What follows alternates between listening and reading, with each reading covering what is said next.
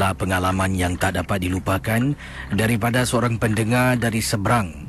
Dan beliau katakan di sini, beliau pernah sebelum berpindah ke bandar, katanya namanya mana ni? Okey, nama beliau Rabiatul. Rabiatul kata, apa khabar KC pendengar MJ12? Sebelum saya berpindah dengan keluarga ke bandar, saya dengan keluarga saya pernah duduk di kampung untuk beberapa tahun.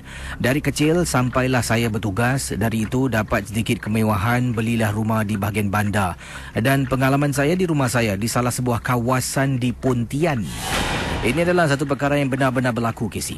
Di rumah saya, rumah kampung yang dah lama saya pernah duduk ni, katanya pada malam-malam tertentu kadang-kala di atas bumbung rumah akan kedengaran bunyi sesuatu berjalan bergerak. Dan beberapa kali itulah saya akan terbangun di waktu malam.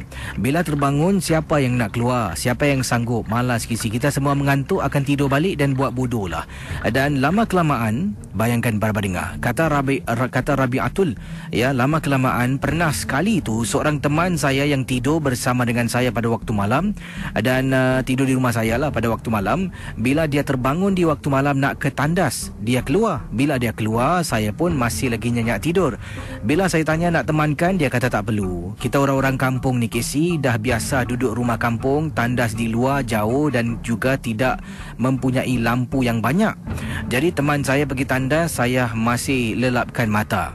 Bila teman saya kembali, ketika teman saya pergi, katanya di sini, ketika teman saya pergi, saya dengar bunyi yang sama yang pernah saya dengar beberapa malam yang lalu. Bunyi sesuatu di atas bumbung rumah. Bukan saya, malah ibu dan ayah saya juga, kata Rabiatul, pernah mendengar bunyi yang sama. Tapi kami semua tak kuasa nak bangun, nak jenguk dekat luar. Kami rasakan mungkin burung ataupun monyet yang ada di sekitar kawasan rumah kami. Sampailah satu hari kawan saya tidur, dia pergi tandas, bunyi itu ada. Dia balik tandas, dia kejutkan saya.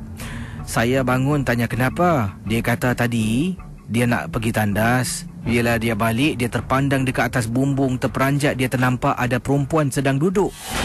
Saya kata, kau biar betul. Dia kata, aku ternampak ada perempuan dekat atas bumbung rumah kau. Siapa tu? Dia tanya saya.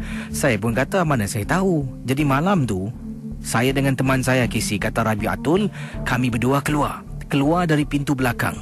Pintu belakang menuju ke arah bahagian tandas yang kawan saya pergi awal tadi. Bila jenguk dekat atas, KC, memang benar nampak ada perempuan, KC, sedang duduk di atas bumbung rumah saya. Seolah-olah macam benda tu terbang dan singgah duduk di atas. Barulah saya dengan teman saya tahu, selama ini kami dengar bunyi di atas bumbung tu bukan bunyi-bunyi monyet ataupun burung, tapi malah bunyi cik pun yang singgah sebentar di atas bumbung rumah saya, kata Rabiatul. Tapi sekarang saya boleh tarik nafas lega kerana saya dengan keluarga saya dah berpindah ke bahagian bandar dan tidak lagi khawatir tentang gangguan-gangguan di kawasan perkampungan yang saya tinggal.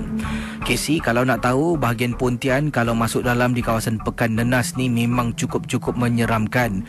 Gelap gelita, sunyi sepi, rumah kampung lah katakan. Tapi saya hanya nampak dia duduk di bumbung, tak pernah berdepan.